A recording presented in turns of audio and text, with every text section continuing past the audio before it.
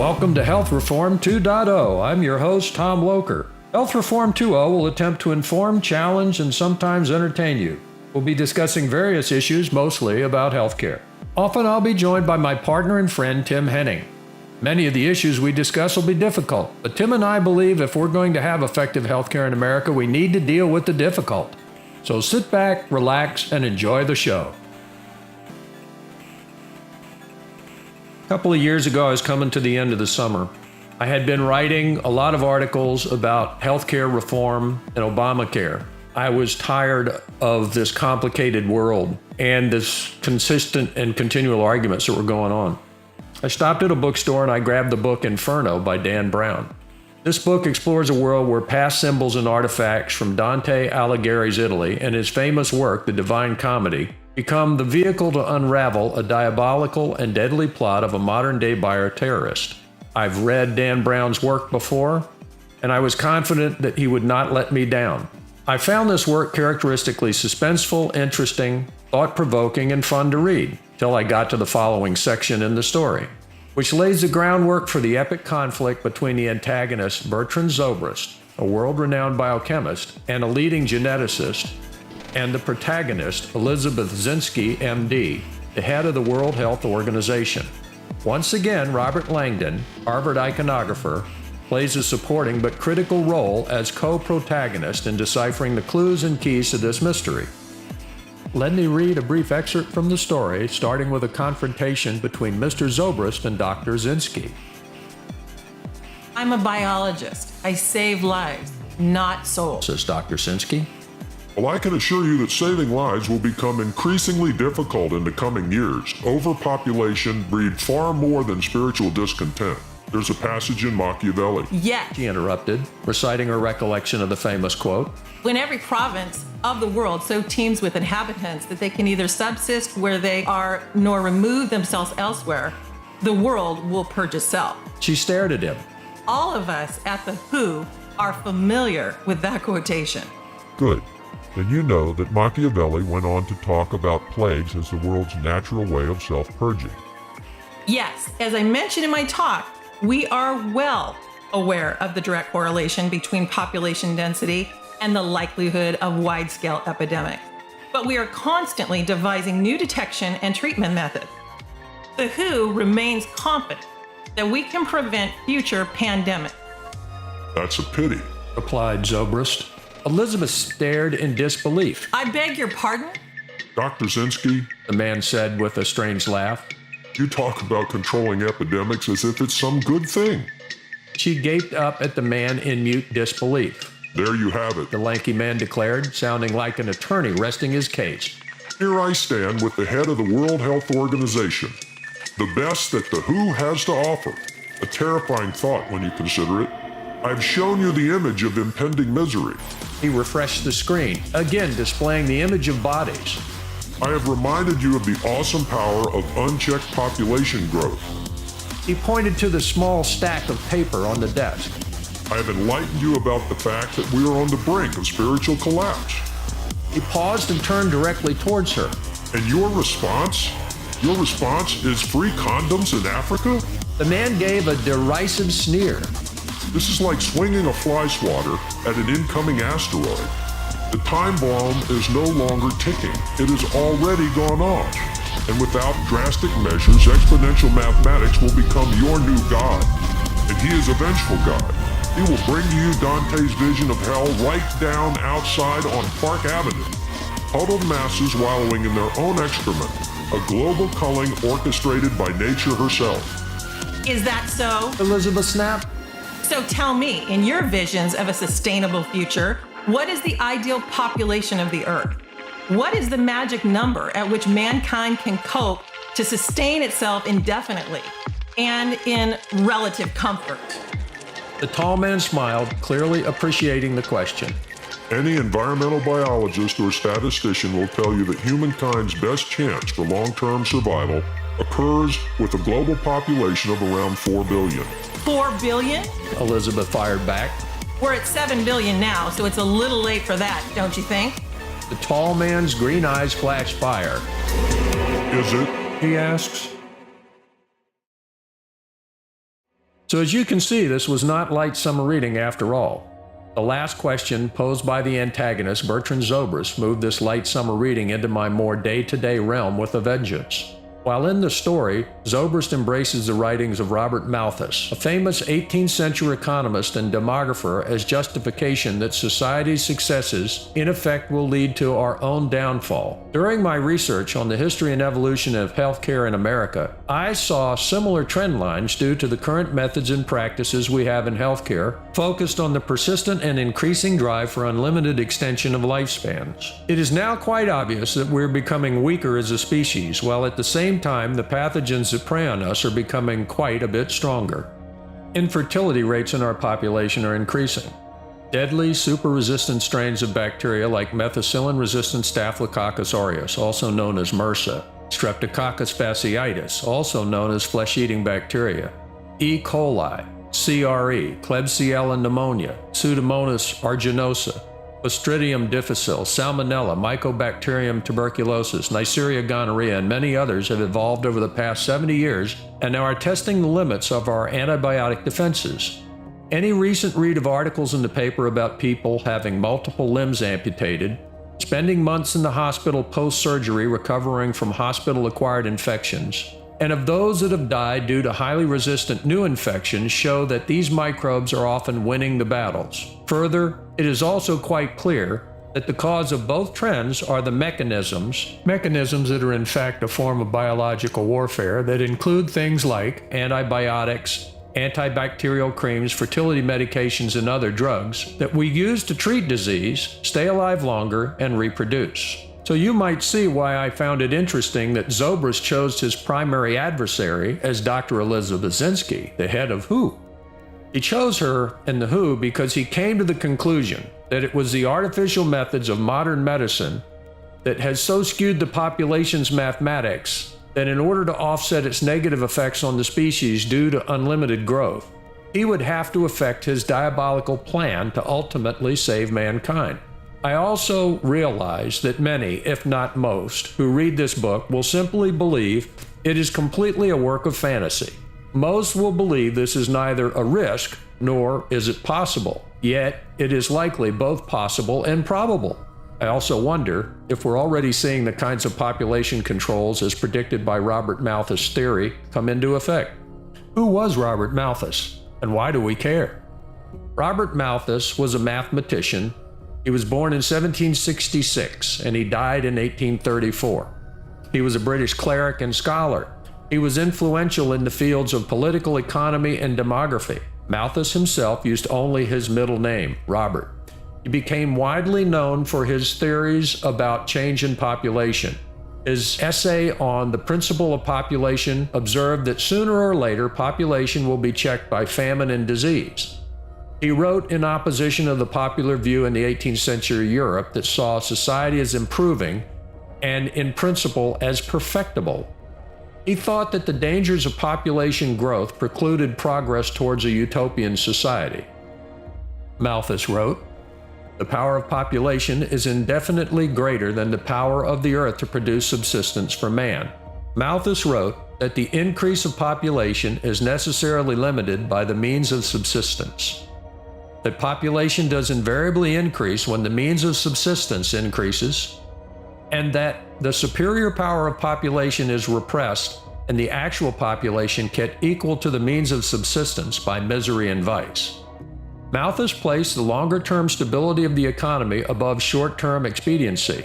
He criticized the poor laws, and alone among many important contemporary economists, he supported the Corn Laws, which introduced a system of taxes on British imports of wheat. His views became influential and controversial across economic, political, social, and scientific thought.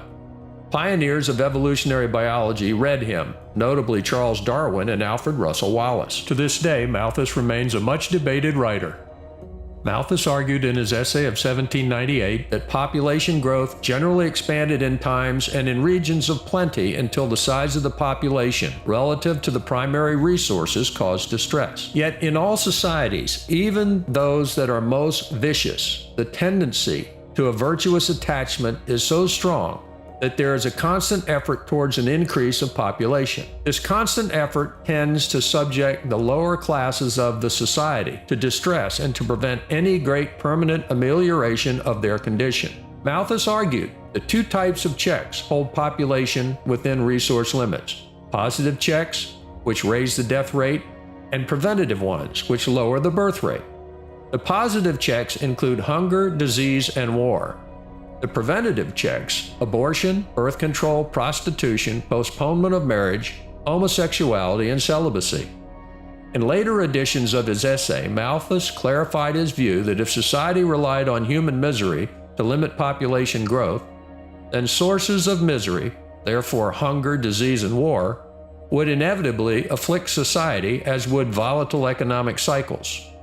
On the other hand, preventive checks to population that limited birth rates, such as later marriages, could ensure a higher standard of living for all, while also increasing economic stability.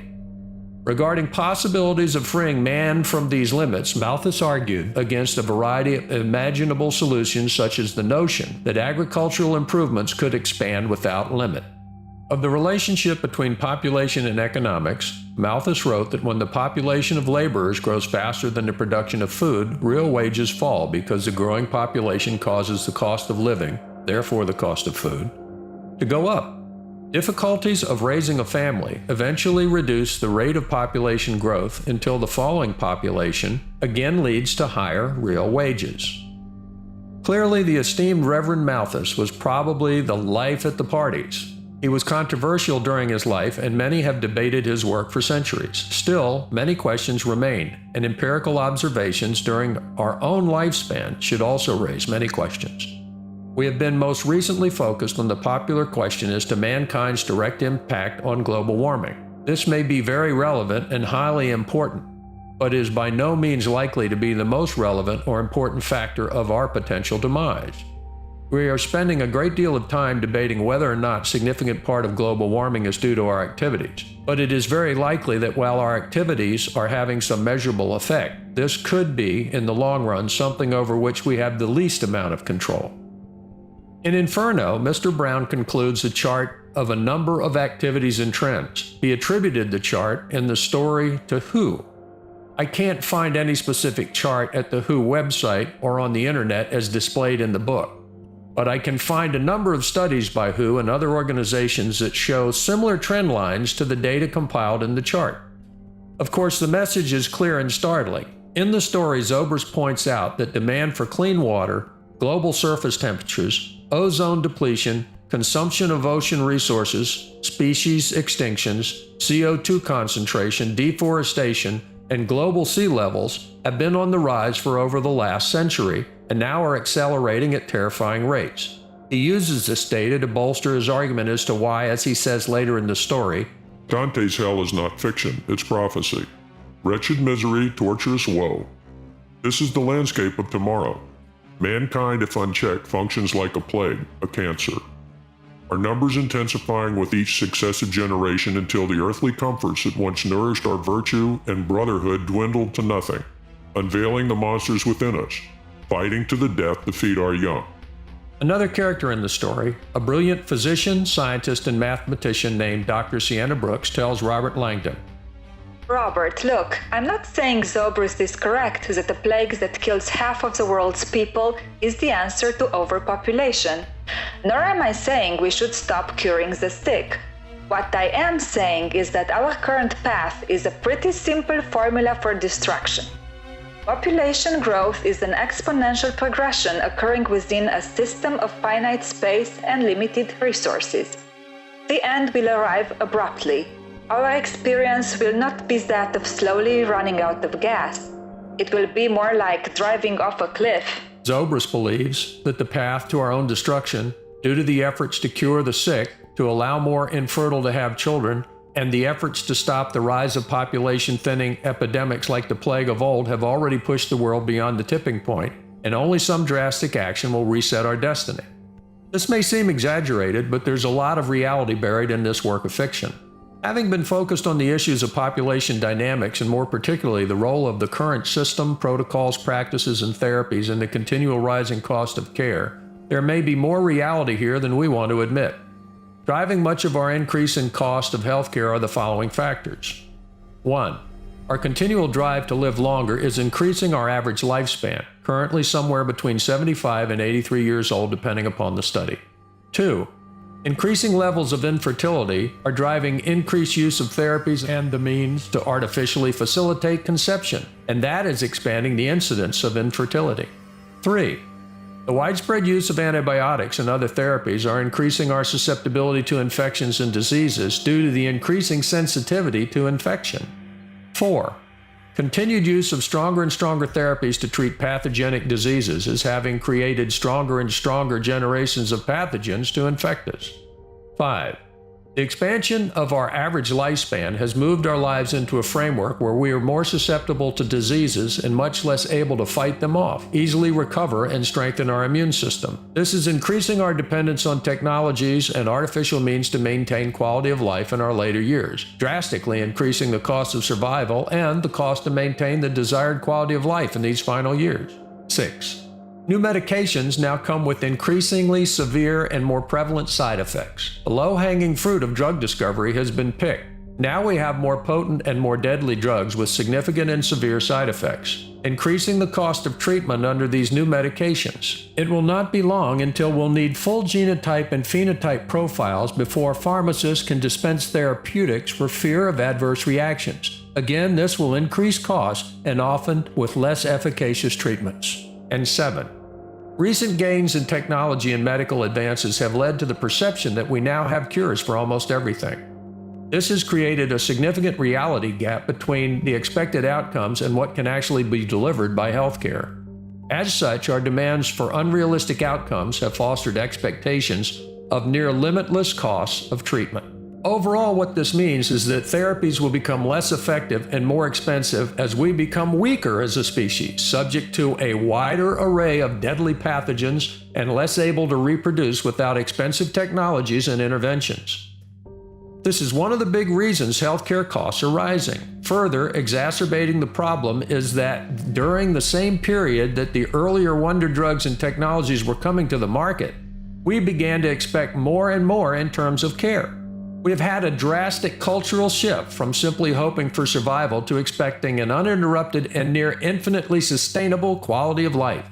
At the same time, we have exponentially compounded these effects by becoming conditioned to expect to get more and more stuff that we desire, but is not necessarily geared for our own survival. We now expect to have multiple telephones, multiple televisions, multiple automobiles, fine food, expensive drinks, suites, vacations, drugs, entertainment, and many other non-essential items that our grandparents and great-grandparents would have actually scoffed at. We now have convinced ourselves that these prior luxuries are now not luxuries at all, but are in fact integral to our survival. We believe this now so strongly that we've demanded government programs that all but guarantee the provision of many of these items to people that can't earn enough to pay for them themselves, like programs to provide free cell phones. This is not to start an argument as to why someone simply must have a phone, or why it is an unfair society that allows for one person to be able to afford a phone and the other not.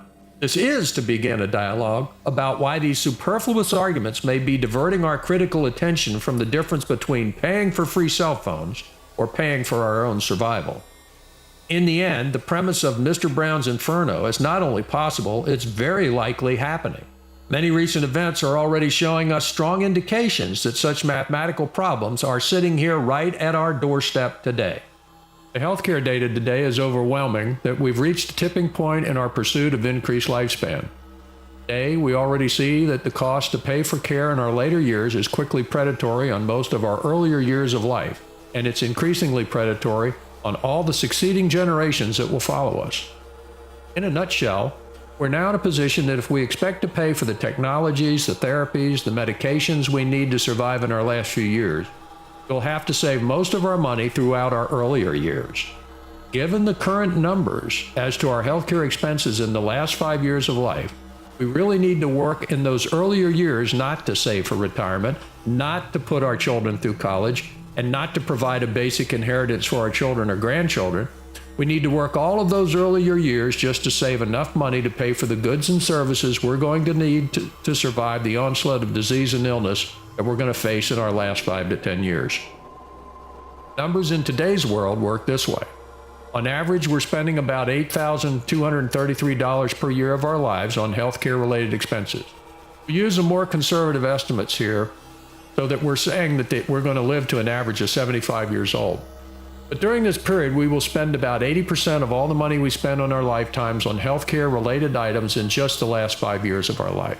So using the governmental statistics validated by a number of other organizations, we will spend on average $98,796 from our birth to the age of 70 in health services. We'll spend an additional $493,980 from the age of 70 to 75, for a total lifetime healthcare expenditure of $617,475. No matter how you look at it from this point of view, it's a staggering number being spent in order to gain 5 more years of life. Who among us really wants to do a fiscal calculation on the time we have with our grandmother Mabel or grandfather George? We really want to have a discussion about how much we would be left with if mom and dad just died at 70? Of course not. None of us want to have this discussion. Instead, as these intrinsic pressures have begun to build, we've developed societal methods to offset these rising expenses and forestall such discussions. There's little disagreement that we all want good health care, even though we can't agree on what health care is, let alone what good health care is composed of. There's also no disagreement that we want a safety net to provide care for the helpless and the most fragile among us. There's also little disagreement that what we really need to do is filter out the fraudsters and help manage the clueless.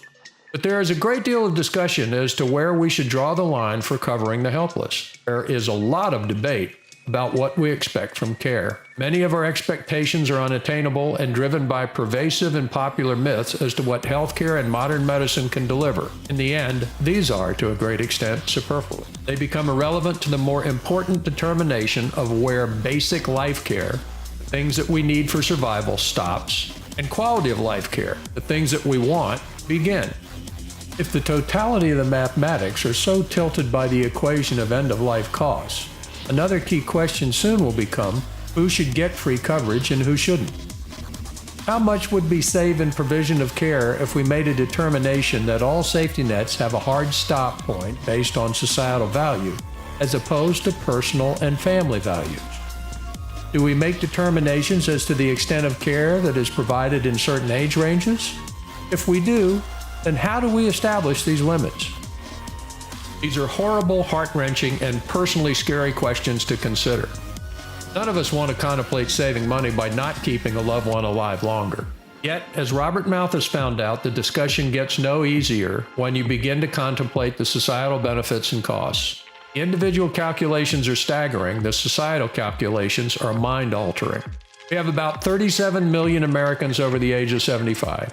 In their last 5 years, these citizens will cost America $7.3 trillion. $1.4 trillion per year in healthcare costs to keep them alive. I say America because regardless of whether the money is spent by the government or by the individual, it will come from somewhere in America, either through the years of savings by the individual, years of paying insurance premium, or years of paying taxes. And ultimately, as we keep pushing the trend line of average lifespan longer and longer, and a larger and larger part of the population becomes elderly, the percent spent in the last few years will continue to rise. In a way, it is Robert Malthus's theory in practice and Bertrand Zobrist's worst nightmare. It pretends an outcome that even the famed iconographer Robert Langdon can't unravel. So how did the aforementioned antagonist Bertrand Zobrist plan to rebalance the societal, biological, and economic situation? Well, you'll need to read the book to find out. Suffice it to say, it was horrific, diabolical, and deliciously evil. It was also, at least in the context of the story, a potentially effective action. Additionally, in light of the other real-world complications, it was not a viable solution. You see, it is not simply the rising population that is affecting us. It is the entirety of how we are dealing with the myriad issues, biological, medical, and economic in the first place. The fixes will take many increasingly difficult discussions that we still don't seem inclined to begin. Zobrist's solution, while horrific, was relatively simple and effective. What did you expect me to say? That the action that was described in this story was immoral and unethical? Ethical and immoral it may be, but it is in the dichotomy of this completely immoral and unethical set of actions by our current mores and the pragmatic discussions of the solutions we may need in order to change the Malthusian prediction that we will likely find the answers we will need. All this is in the context of a discussion that we just do not want to have.